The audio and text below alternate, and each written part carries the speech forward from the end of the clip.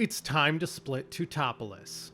As always, the biggest issue you face in Timberborn isn't starvation, injury, or being overworked. It's logistical failures. And Tutopolis has a big one. Currently, we've got two sides to our colony, on both sides of the river. But our beavers working on the other side have to commute back and forth every day to do their jobs and satisfy their needs. If only there was a better way. Luckily, there is, and today we will incorporate it into our colony. Tutopolis is getting a district, and in this episode we'll be building it from the ground up. We'll first need to make sure the entire area is irrigated by building, you guessed it, another dam. And then we will move on to making sure our new district can support a population of beavers as well as our original district could. As we do, we'll take the opportunity to incorporate beehives, reconfigure our pathing in both districts, and add even more well-being buildings to make sure both districts treat our beavers as well as they deserve to be treated. So let's get right into what is probably going to end up being our biggest build ever in this series. Hello and welcome back to Tutopolis. So, districts. Quick overview, because I'm sure some people are asking right now. What is a district and how does it work? So one of the mechanics you can use in Timberborn that is a bit complicated is districts. The way this is going to work is that we're going to build a second district center. We're going to build one of these district crossings, and then we are going to make sure that there is not a single path connection between these two districts. And then we are going to find ourselves having two discrete districts. Now, these are two entirely separate areas. They do not share beavers, they do not share jobs, and they do not share storage. So any beaver on this side of our district crossing is not going to go over here for work. Any beaver on this side of our district crossing is not going to go over here for work. They're not going to go over here to eat or get water. These ones are not going to go over here to eat or get water. That is the main function of a district. Now, if you've been playing for a while, I know what you might be thinking. Why the hell would I ever want that? It doesn't matter to me how far my beavers travel. I can build paths out to anywhere and they'll go and do it. Now, part of the reason districts exist at all is actually a historical game reason. Before, your beavers could not go further than, I think it was 75 tiles from your district center. So you actually had to build new districts to build larger colonies. They got rid of that in update 5. And since then, you can just build as far as you want. So that function of a district is kind of moot. The big reason you might want districts now, though, even with the upcoming update 7, is that if they are well planned, they are far more efficient. As I said, the game keeps these districts as two discrete areas. So we're not going to have beavers from here deciding that they want to eat carrots and going to the storages over here to eat those. They're not going to go to the water storage over here to drink. They will only do it from the ones that are close to where they are living. And that also goes for jobs. We're not going to have beavers over in this area that wander all the way around these long paths to go work in one of these jobs over here and then wander all the way back at the end of the day. These beavers are only going to work in jobs that are within this district, and because we have planned it out well, every single job in this district is going to be close to these houses. Now, that is also going to mean that they are going to spend less of their time walking place to place, and it is going to have a tangible gameplay benefit of they have more leisure time, so our well-being will also go up.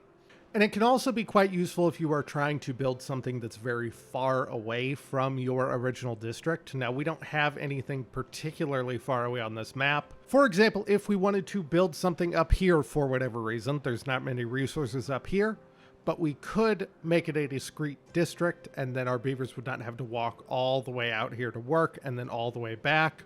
We could give them everything they needed up here, and they'd just stay up here their whole life. On larger maps, it can be a lot more important because of haulers. They will haul things indiscriminately, regardless of distance, and that can end up with a lot of inefficiencies. It also is a lot more useful once we get to the point where we actually have bots, but we will cover that when we eventually get bots. The last thing that is only going to be relevant for some people is that if you have a slower computer, cutting your colony up into districts can actually have implications for how quickly the game runs. When beavers do anything in Timberborn, they always go down the shortest path. So that means that anytime a beaver needs to get from point A to point B, the game is going to use your computer to calculate the shortest distance between those 2 points. Now, the effect can be minimal on small districts or districts with very few intersections or districts with very few beavers. But once you get to the 300 range, depending on your processor, you might start to see some significant slowdown. Now, this will ultimately depend on your processor, and it may be at a much later or much earlier population than that for you. But either way, cutting your colony up into multiple districts limits the amount of possible paths that beavers can take, and so it will reduce that slowdown for you, at least up to some point. Now, something you may also be wondering at this point is, why have I already built the district? Now, in general, that is because it is better to build as much of the district as you anticipate yourself needing beforehand. Once this district crossing is built, our beavers will not be crossing over here to build anything, and it becomes much more complicated to get storage over here. So before I ever put this district crossing down, I built all of this. That significantly speeds up building time. It also makes it significantly less complicated getting our beavers water and fed. It is not discreetly necessary, especially if you are planning to build up a second district over time rather than all at once like I did here. But since I already have this district all planned out, I'm just going to build it all at once and then put in the district crossing. So I think it's time we go back to the beginning and establish our district. So our current objective, we need to get this looking like the district at the beginning of the video. The first thing that is going to entail, we've got a lot of dry, unirrigated land over here that we're going to want to utilize. Now, there are a couple ways we could do this. If we were to build a dam up here, we could redirect some of the water down this channel. But honestly, so much of our water system depends on there being a constant flow of water in this channel. And we would end up cutting the flow in half, along with the fact that this area, unless we did some massive terraforming, does constantly overflow. That is not going to be the direction we go in today. Instead, we are going to come over to this end of the river. Now, right now, all of our water is just flowing off normally, and that is fine. But if we got this water up to this 3 height and demolish these blockages, at the very end of the river, we'd have water flowing down this channel and irrigating the rest of our crops. That way, we're not taking any flow out of this part of the system, but we are getting the water over here. It would also give us a moderately large amount of storage on this part of the river that we could use to store water. Now, once we do that, we will probably demolish this floodgate here, but right now we're going to leave it standing. The other thing to consider is that we have no wood, which would be an issue, except for I think I am just going to plop some more foresters down over here, and we will make use of the wood that is currently sitting up in this area, and maybe even climb up here and get some of these oaks over here. Now, when it comes to this dam over here, we're obviously going to build it up 3 high to put it in line with the rest of this area. But the other thing we need to consider, if we build it on this final block, the water will end up behaving a bit weird. I don't know exactly why it acts like this, but dams and floodgates, it will just flow through regardless of what height they are set at least in my experience. So we are going to build up 2 levels, and then we are going to build 6 floodgates and a levee. And then with that built, we are just going to give everything some time. Actually, wait, the other thing I am going to do, just while we wait, because this will speed things up. We actually have some stairs up here that take us down. They should be able to start taking the logs from over here just directly to this build. So we are going to do that as well.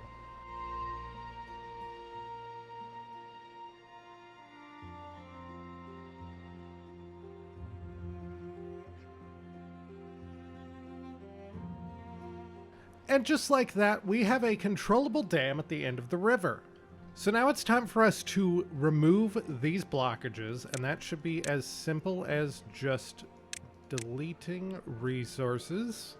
And we will see that now our river flows down here into this channel, and we have an entire irrigated area.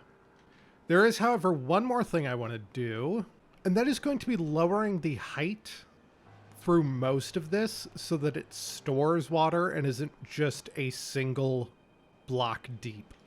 Now, we're not going to destroy this because we will be utilizing this in the district to collect scrap. So we are just going to get our 2 high dynamite, and we are going to put that all the way along here. With all that dynamite planted and the drought now over, we are in a position where we can just and watch the explosion.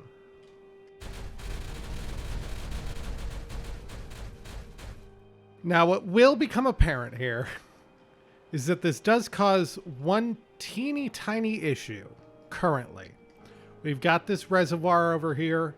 We've got this reservoir over here. They're both 3 deep. We did not do that here.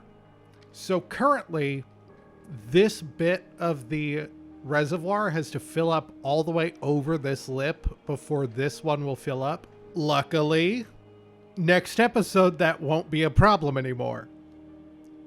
But for now, it is just something we are going to have to live with. A tiny little imperfection that we are going to have because we want this metal here for us to gather.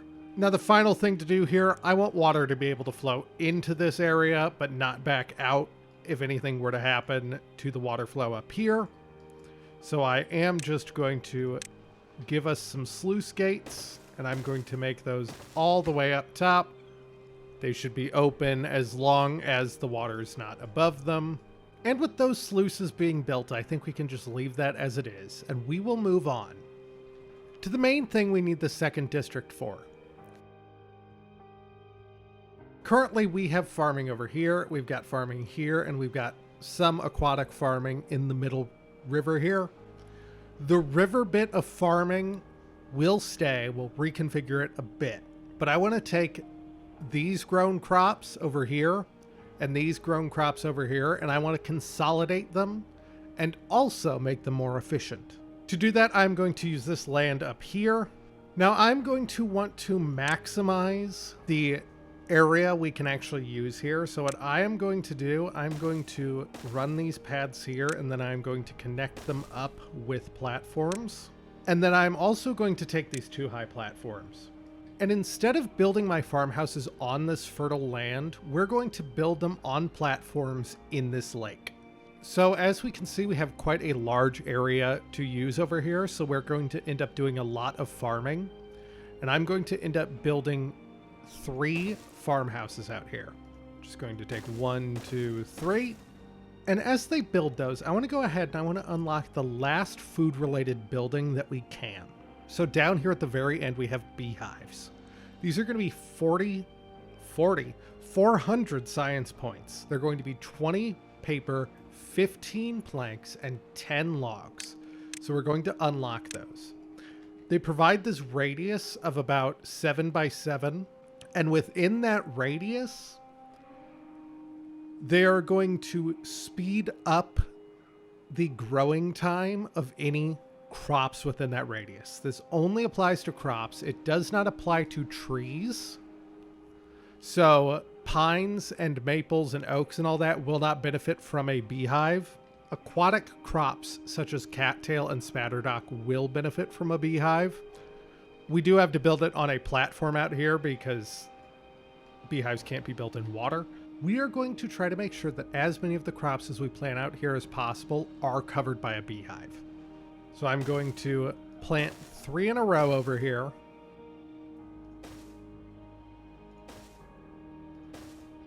And then I'm going to maximize the space there. And then not maximize space there. And we will let them build those. Now, one thing to keep in mind with beehives is that while they will speed up crop growth, there is also a bit of a negative associated with them, and that's going to be bee stings. Any beaver that walks through a space that is covered by a beehive is going to have a small chance of getting a bee sting. Now, bee stings are not a huge deal. They're not an injury. They just reduce the happiness of a beaver by a tiny amount. Overall, when the only thing that is covered by these beehives is going to be these farmhouses, that doesn't matter very much. It's only going to be these beavers that work here that are going to get bee stings, and since it's only a total of 6 workers, it's not going to be a huge detriment to our happiness. Where it likely would be a detriment to our happiness is if we were to put one of these over here in an area like this, where paths run through where the beehives go. So that would ultimately mean that any beaver walking on this path, or this path, or this path, if I put the beehive right here, would have a chance of developing a bee sting. In a spot like that, where it's crossing especially a major traffic path like this one, or a major traffic path like that one, it would very quickly add up and be a negative drain on our well-being.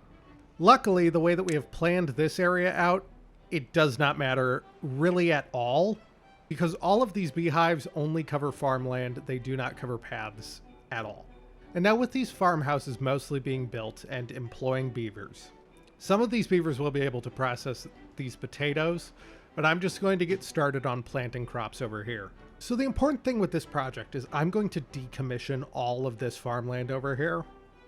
Anything that needs a farmhouse, I'm going to take out from this area and this area, and I'm going to move as much of it over here as I can.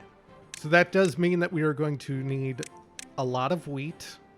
I'm just going to do all the way to this path is wheat. And then I'm also going to do a little bit of this as wheat. Behind that, I'm going to make a replacement for this potato growing area. So I'm just going to make 3 of those potatoes. And then because at this point they are more just well-being modifiers and not main food stays, I'm going to make a carrot and then fill up the rest with sunflowers. But since they are basically done planting over here, the last thing we need to do for our farms is decommission everything we have over here. Now, and you can actually see them doing this already in the left-hand corner, I'm going to do something special here that I need to have the game paused for. So I'm going to go down here to demolish buildings and resources and go to mark resources for demolition. And then I'm just going to get this entire field of potatoes, and I'm going to mark that. And I'm also going to get the entire field of wheat over here and mark that. However, if I were to just press play from here, our builders would go out here and destroy all of the plants that we currently have. And we don't want them to do that. What we want is for everything already planted over here to be left until it is like these ready to be harvested and then pulled up and then the ground to lay unplanted. So what we can do for that is that after we do this where we mark the whole area to be demolished, if we go to unmark resources for demolition, we can go and unmark all of these. And then what that will mean, we can see as they harvest these potatoes. Our beavers will come over here and they will harvest the potatoes normally, but afterward, nothing will be replanted here. So they will harvest all these that are already done, and everything that is currently growing will continue to grow. As we can see just a second ago, that went from 84 to 85. So everything here will bloom and be harvested. It's just, it will not be replanted. So then we're going to do the same thing on the other side. We're just going to pause the game, mark all of these resources for demolition, and then unmark them for demolition. And then they will just harvest all this once it is ready. We are not wasting anything that's already planted or 77% of the way to being finished. But we are clearing that from being farmland in the future. Now, this does allow another neat trick, if you are so inclined. Over here we have our blueberries and our dandelions, the two crops that are planted by the forester. As we went over in the last episode, both of these are different from regular crops in that they grow first and then they repeat on a cycle to produce the thing that comes from them, which means that you don't actually need these to have farmland underneath them. If we were to do that, where we delete the farmland underneath, of course, if something were to happen where these died, the forester would not replant them. But they will continue to work looking like this without that kind of earthy tiling underneath. And as far as I know, that goes for anything that is produced by the forester. So that's going to be the berries, the dandelions, the coffee, I think, for the iron teeth. Any of that behaves in the same way. The other thing to note, if, say, we wanted to keep this sunflower field here, but we didn't want it to have that texture underneath, if we pause this farmhouse, or just don't have a farmhouse within range of these sunflowers, then these sunflowers, these adult sunflowers, will just continue to exist here. That also goes for trees or cattails or anything else.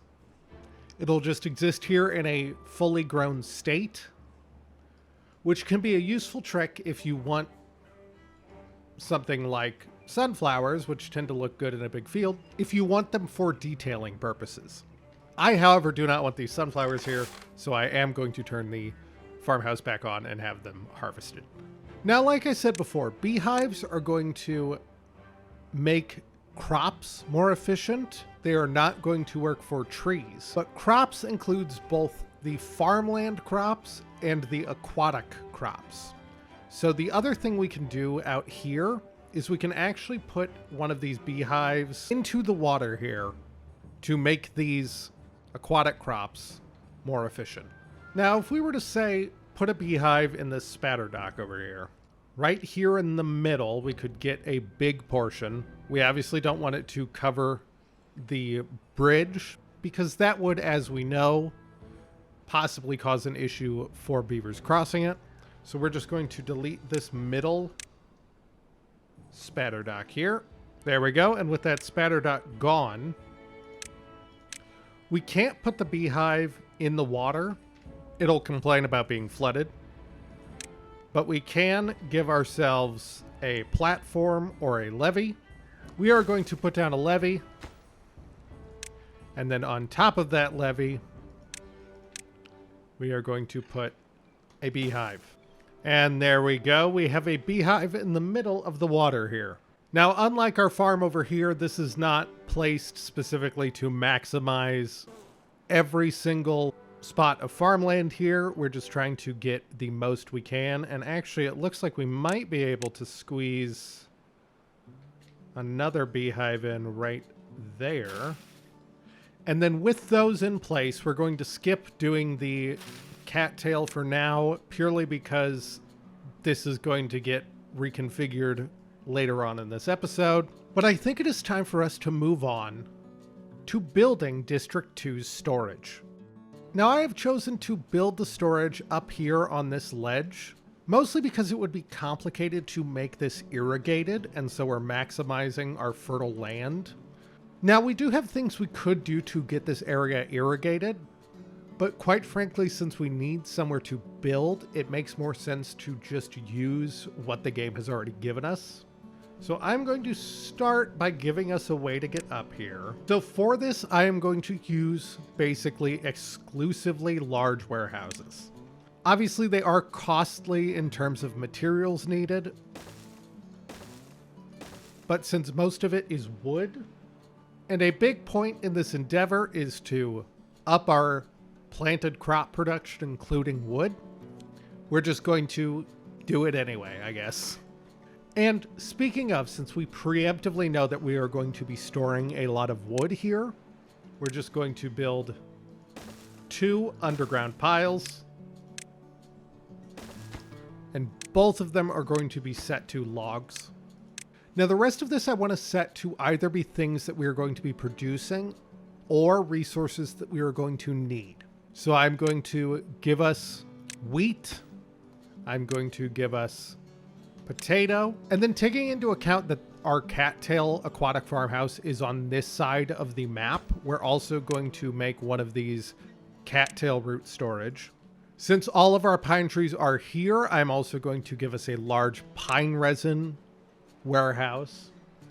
And then the 2 things that we are going to need to import a lot of, we are going to get wheat flour, and we are going to get cattail flour. Now this may seem odd, because we are importing flour and not something our beavers can eat. But the reason we do this is because if you look at a bakery, a single wheat flour produces 5 bread, and a single cattail flour produces 4 cattail crackers. So you end up importing less and needing fewer beavers to do the importing by importing the flours rather than the actual food itself. And then you just produce the baked goods on this side of the district. As a rule, this is pretty much a better plan for importing anywhere in the game, regardless of the district, even if you are not producing wheat and potatoes and that kind of stuff yourself. Importing the processed good rather than the food is more cost effective for the colony or the district, whichever one you want to think of. But then, like our grills over here, the last thing we are going to do is we are actually going to put our bakeries on top of here. So we are going to get 2 bakeries. And then because the colony produces potatoes, we're also going to add a grill up here to make potatoes. And since we also have maple syrup on this side of the colony, the other thing I do want to do is just make a bakery over here that produces maple pastries.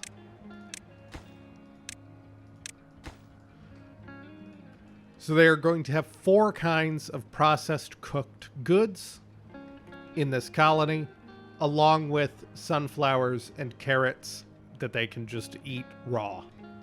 And since we are largely going to be waiting on wood here, it's actually probably a good time to come over here and make sure that all of this area that we recently reclaimed and that is within range of our lumberjacks and our forester, all of this area that is now fertile does have something growing on it.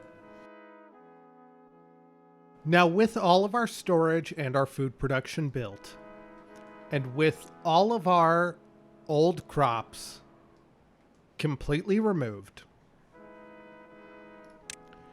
we're going to start by deleting this farmhouse, which was the first farmhouse we established, so that's pretty sad. We will delete this farmhouse. We'll get rid of all of these scarecrows.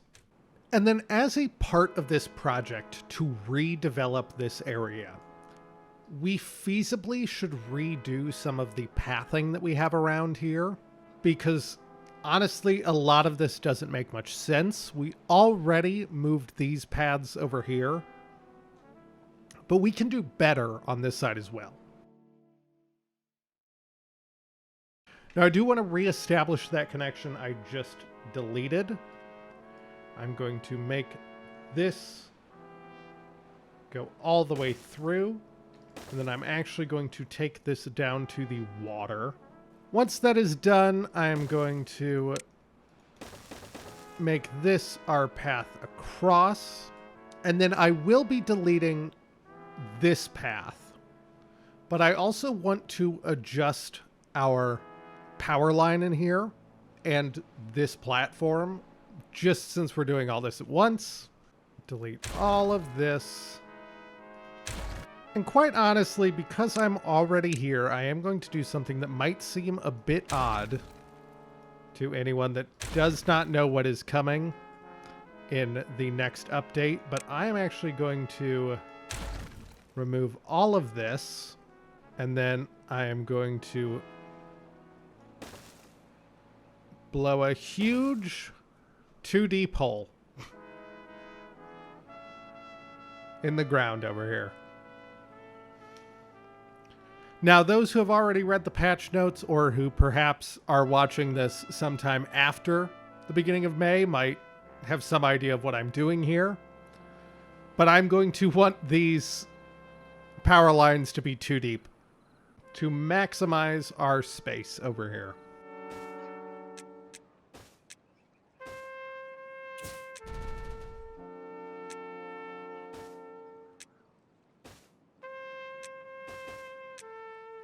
And again, that does not make any sense right now, and I get that. But you just have to trust me on this. You will find out in a week and a half. And then for now, I'm just going to have a little underwater bridge between these two paths. And then I will end up deleting all these paths that are down here and the other stairs.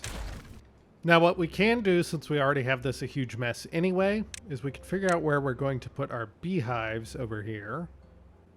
We have one there. Could also have one there. And then with those beehives in place, we may as well just litter our cattail throughout the rest of here.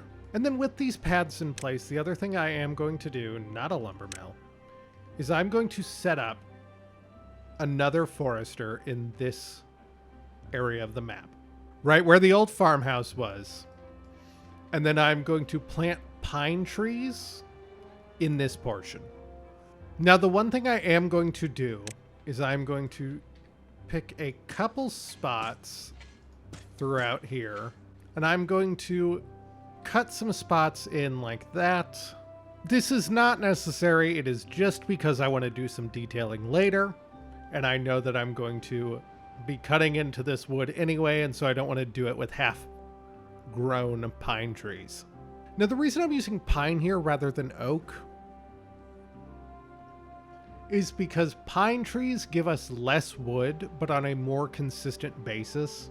So we've talked about this before. Pine trees are going to give us 2 wood every 12 days. Oaks give us 8 wood every 30 days. So pine trees are going to give us about 3/4 the wood that oak trees do.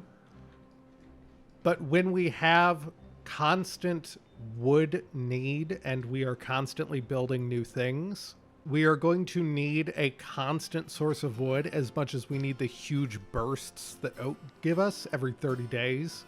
Otherwise, every time we run out of wood, we are just going to have to wait until the oaks grow, and the oaks take forever to grow.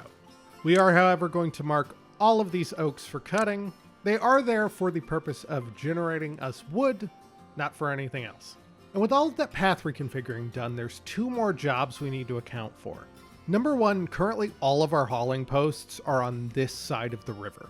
We are going to have stuff being moved from here up to here, and from here up to here, and from up here down to our district post. So we are going to need another hauling post for this area. We are just going to build that up here near the storage. And then, as always, that is going to be a slightly lower priority workplace with all the workplaces open. And so that should end up functioning the exact same way that these hauling posts do, just for this side of the colony. And last, and kind of least, we are running out of scrap metal over here. And actually, now that I'm over here, I may as well just build us another staircase, just so that they have a way to get up to these ones up here, which will be the last of our scrap metal on this side of the map. But luckily, we have quite a bit of it over here before we need to start establishing an underground mine. So for right now, we might end up with more scrap workplaces over here eventually. But I'm just going to put a staircase here, and I'm going to go to scavenger flag, and I'm only going to put down 1.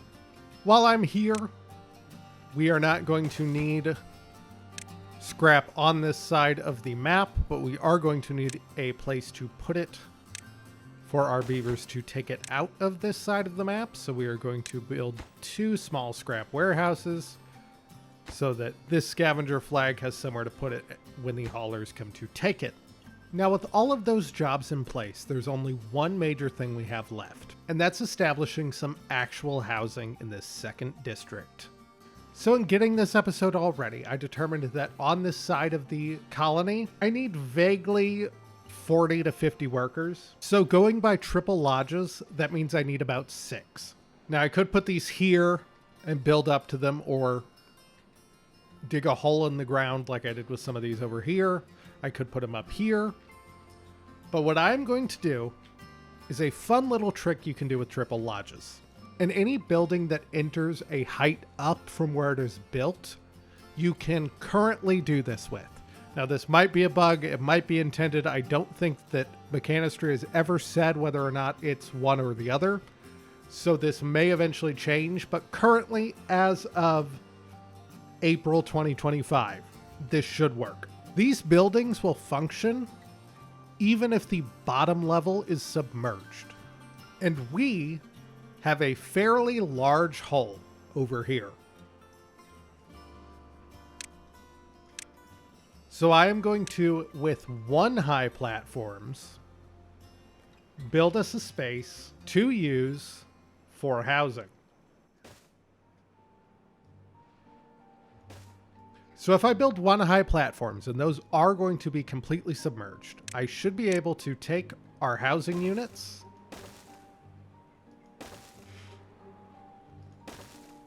and build them right here at water level. And then, of course, I will need 2 high platforms to connect these up, but they should have absolutely no problem building those.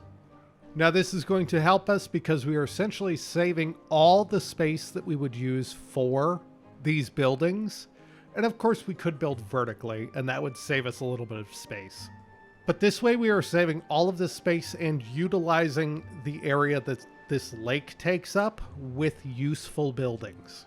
Now, I have done our fun little log and plank prioritized by hauler obtain trick over here.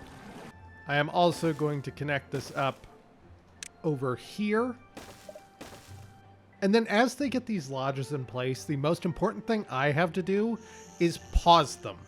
Because what I do not want is beavers moving into these houses yet. Because once they do, they will start breeding. And I'm not ready for them to do that. And then the other thing I want to take care of. First of all, I do want to have another path connection here. But I also don't want my beavers to have to walk all the way over to these bakeries and back just to get food.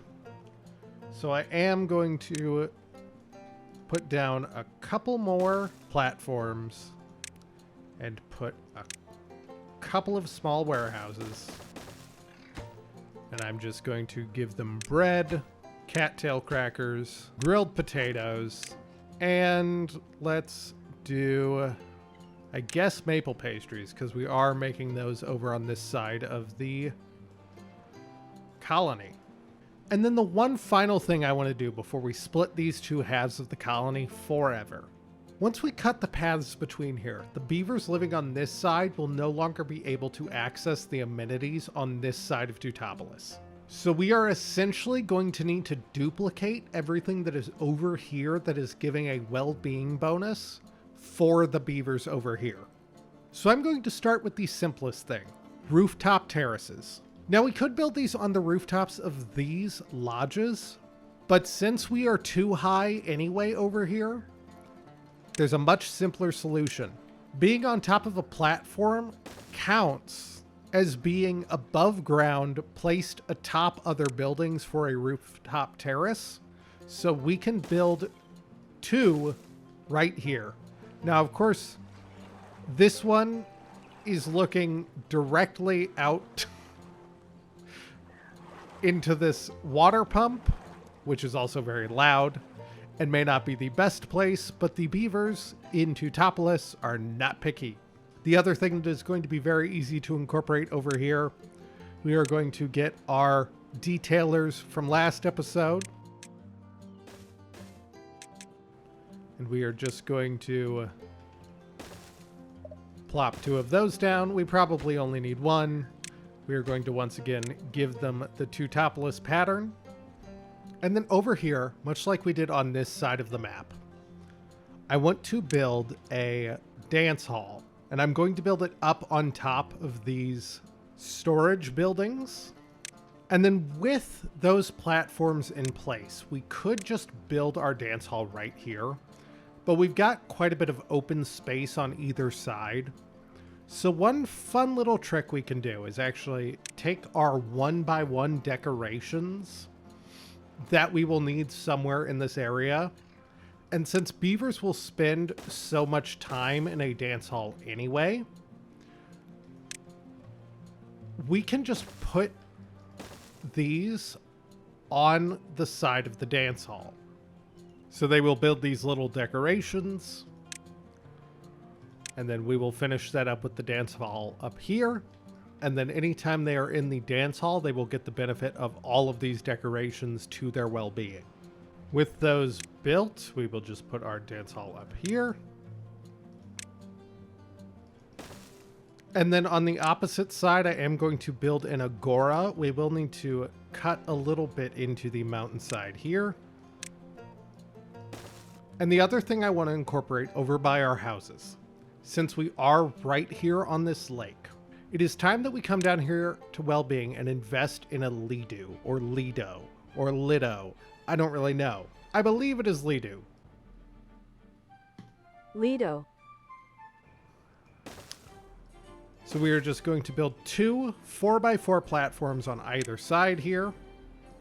We're going to unlock this for 250 science, and we are going to build 1 in each of these corners.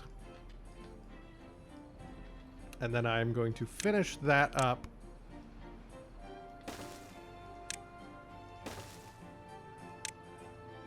by connecting that path.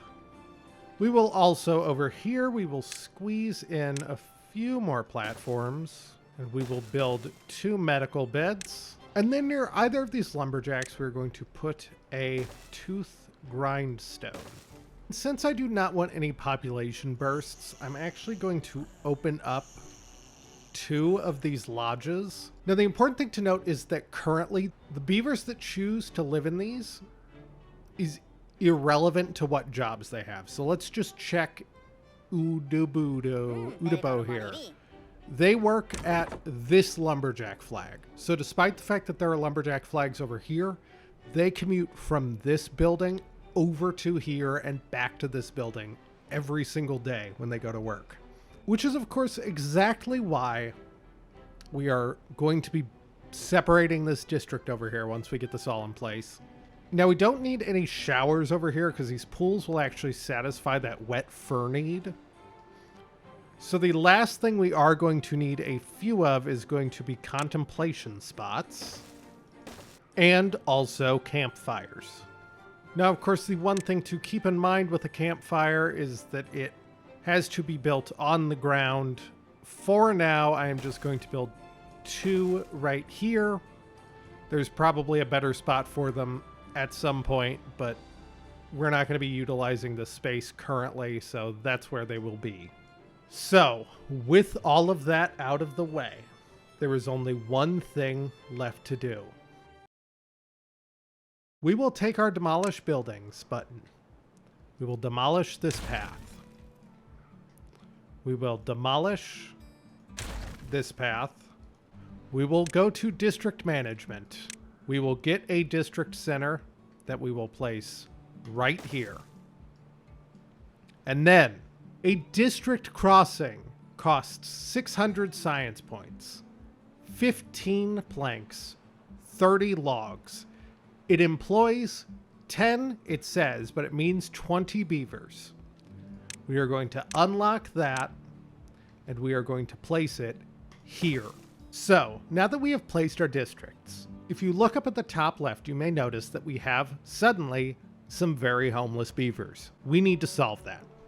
First, I'm going to go into both of these district centers. I'm going to click on this. This is District 1. I'm going to rename this.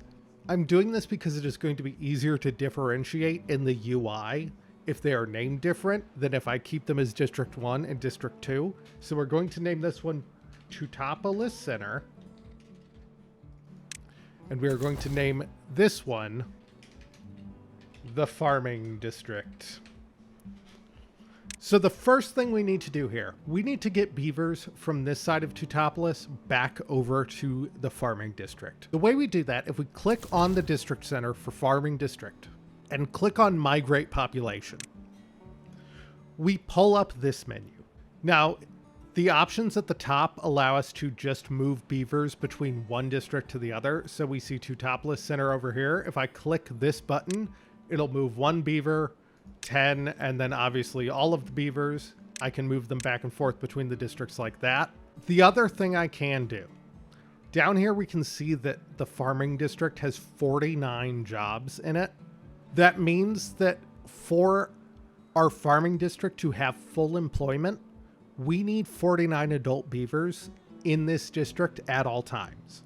So what we can do, if we set minimum here to 49 and then press enter, it'll automatically migrate 49 random beavers over to the Farming District, and we can actually see them doing that now as they cross here in the middle of the stream as opposed to up here, but I guess they don't have to cross through the district crossing the first time. So now all of the jobs over here should be filled. The other thing we will want to do, because now we have 32 homeless beavers, we do want to just go ahead and open up all of these lodges. And this is going to create a little bit of a problem in Tutopolis Center, because Tutopolis Center is now 20 jobs behind. Luckily, I already know for a fact that all of those jobs are pretty much going to be these hauling posts, because I set every hauling post to be lower priority than everything else. So ultimately, that's not really going to matter to us at all, that those jobs are not filled. Especially not any more than the jobs over here not being filled would matter. Now, an interesting thing to note about jobs. Jobs are going to be kept separate between these two districts. So nobody from the Farming District will be going over to the factory area to work in one of the factories. The place that this is perhaps not exactly true is going to be with any building that has its own discrete aura for where it can operate. So for example, this aquatic farmhouse creates this blue outline, and as we notice, part of this blue outline actually extends over into the Tutopolis Center district. Now obviously that's not going to matter for an aquatic farmhouse. There's no water over here currently, so it wouldn't do anything. If we click on the district center, we can actually see that part of the river-facing half of Tutopolis is actually still within the building district of the Farming District. So if we were to build something here, our builders from the Farming District would actually cross over to build that thing here, along with the beavers from our Tutopolis Center district.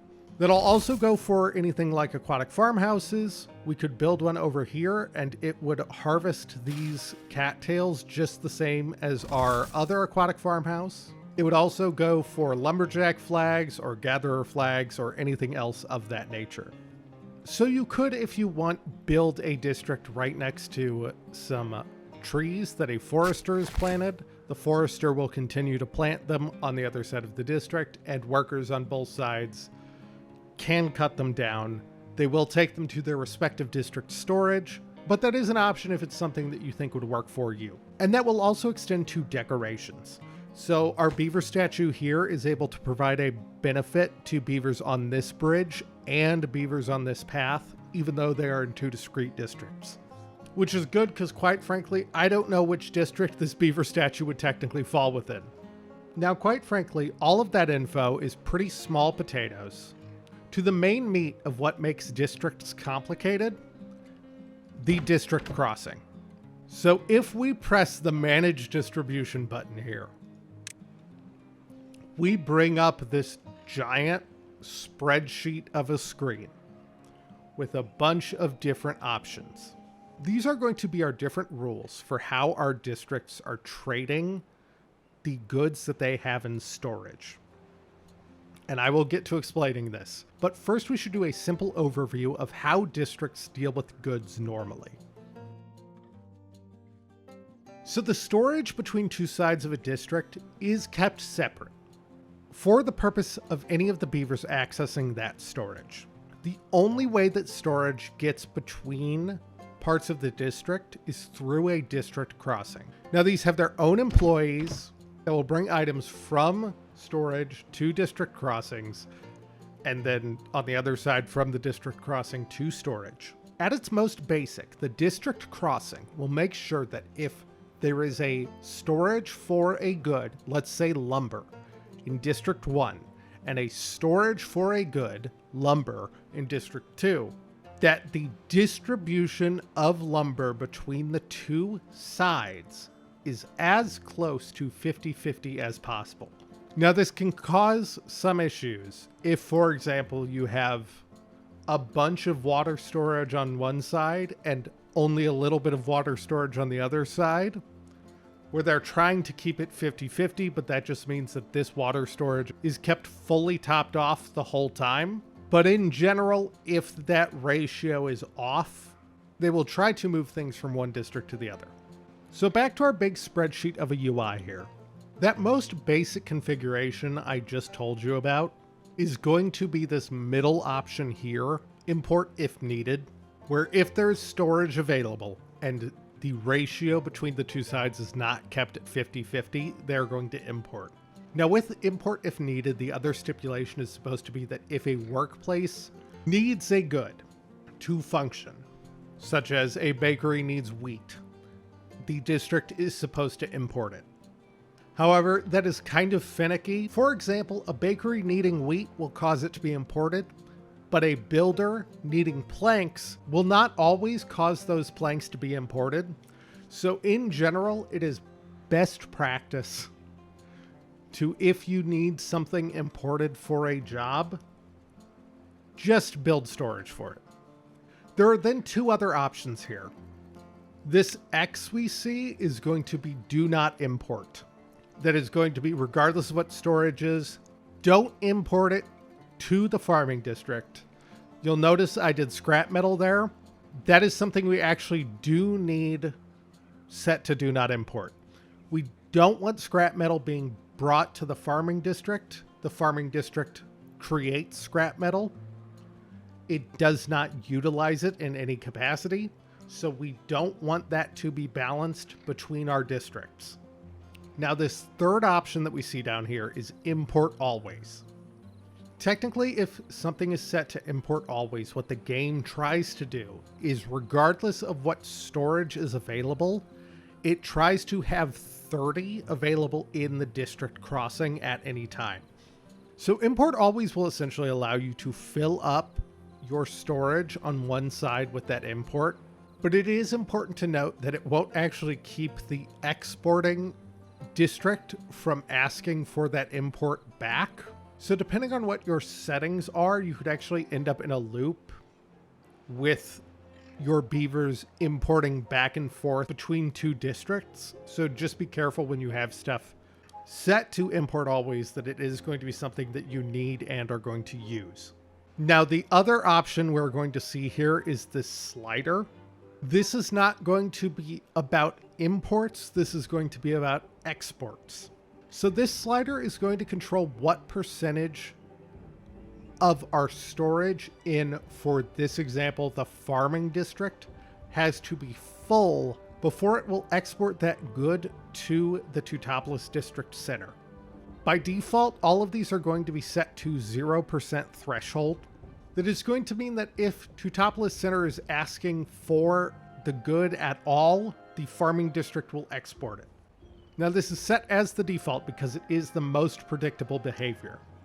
The other one that is pretty easy to understand is export threshold 100%. So what that is going to say is that the farming district, in this example, needs to have its storage of potatoes completely full before it will start exporting.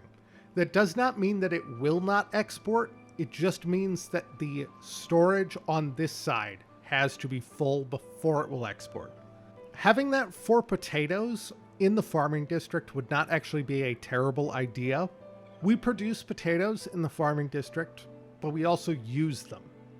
So if we wanted to make sure that the farming district always had potatoes to use, we could set it to only export at 100%.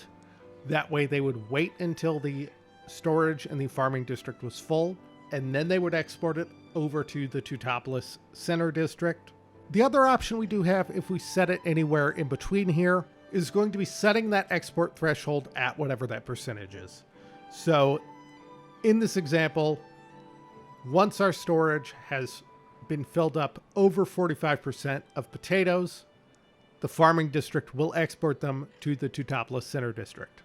Now, something like this can be a really powerful option if you've done the math, you've done the planning, you know exactly how much of your storage needs to be filled at any time for you to use all of your goods, and you know that you're going to be producing something over that, and at that point you can start sending it out. I'm not that kind of person. I don't have anything planned out. For the most part, I'm always going to have things set to export threshold 0%, the default behavior. I find that a lot easier to comprehend. However, I do want to change some of these options. Since we know that the farming district is going to be producing all of our farmed goods, we know that we don't want those brought back into our district. We're always going to be producing more. So we are just going to turn all of our farmed goods to do not import. Now, we also know that some things we can't produce, but we do need.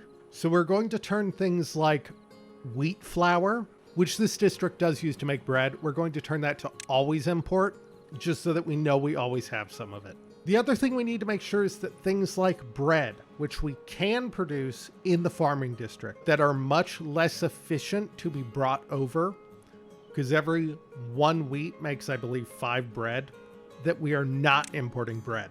All the bread in the farming district should be brought over as flour and turned into bread over here.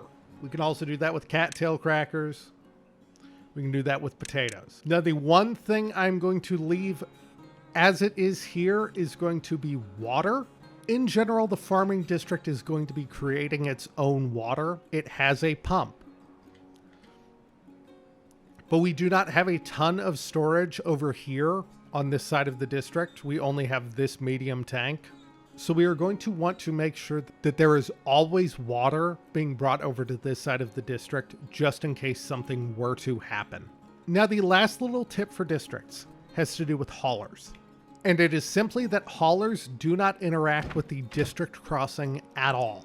The only beavers that will move things to and from the district crossing are going to be workers in the district crossing. Our haulers will not move things back and forth to the district crossing. Our beavers at the district crossing are then going to have to walk to our storage every single time they need a good and bring it back to our district crossing, which means that they're going to waste a lot of time walking. Unless we can set up small storage right next to our district crossing that we know we're going to be importing on the other side. So for example, I'll just put down 2 here, and I'll make 1 wheat, and I will make the other cattail roots. So we know that both of these, this district crossing needs to bring to the other side of our colony. If we put them both here, and once they are done, set them both to prioritize by haulers, our haulers will bring those goods here, and then when our district crossing workers need them, they can get them from here as opposed to walking all the way over to our storage area. Now, we can also do the same thing with exports. So if I were to put water here, and then I actually know that I can set this to supply as opposed to just leaving it normal. And then that will be used by our district crossing beavers whenever they get water. They will move it into this water tank. We'll prioritize it by haulers. And then our haulers will take that water and move it to other places. That is something that takes some time, but if you thoughtfully set this up, your district crossing will be way more efficient than if you just let your district crossing beavers walk all the way to any of your disparate storage or even workplaces to get what they need. And just in case you were curious, in the end, this is what I ended up with for the settings on the farming district and for the settings on the Tutopolis Center district. For the most part, if things were turned off or on from what they are set as default, there was a reason for that. And so, with the farming district established, there's one more big thing I want to do. Down here under monuments, we have this farming monument and this brazier of bonding. Now these work basically just like any shrub or any other decoration, where they are going to give a bonus in a radius. And so we are going to have to duplicate these on both sides of the district. We are going to just put these to where they are touching basically all of our lodges. On our original district, we are going to use our old friend overhangs. And we are going to put overhangs on both sides.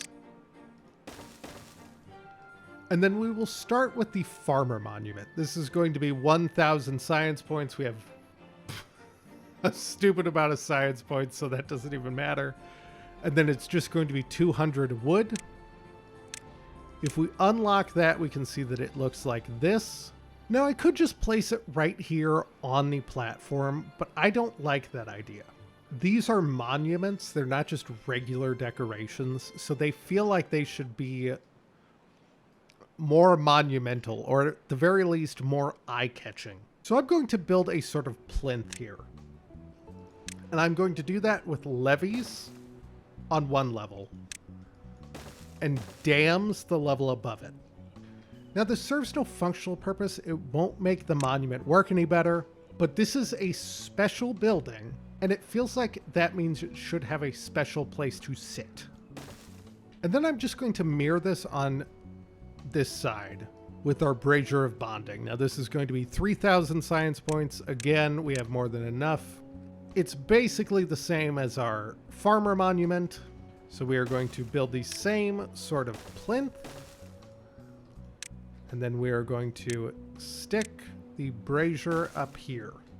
Now, both of these are going to cover almost all of our lodges over here. Not all of them for the farmer, unfortunately, but if they are in this area at all, they should benefit from it. So I don't think that's going to be a concern. But then with that building on this side, we are simply going to attempt to mirror it right on these other lodges.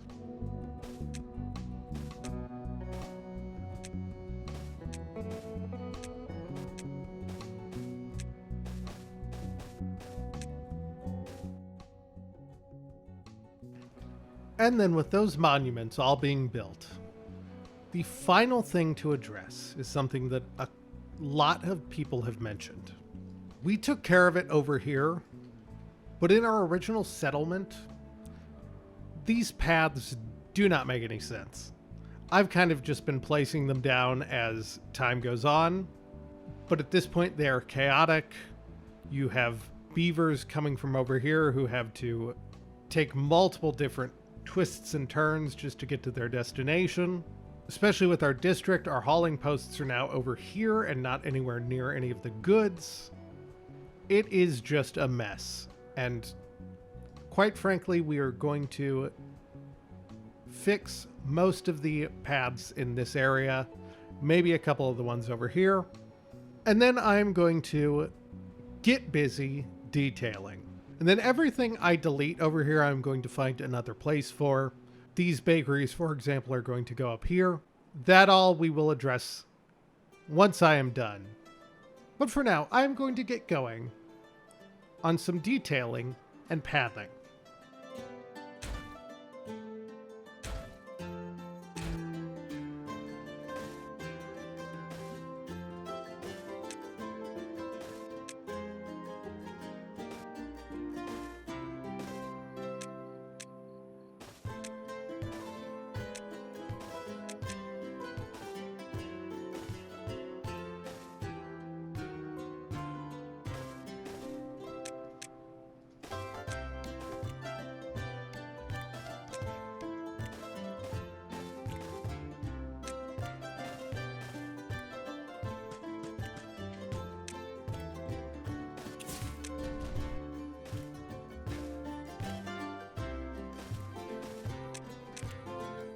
And with that,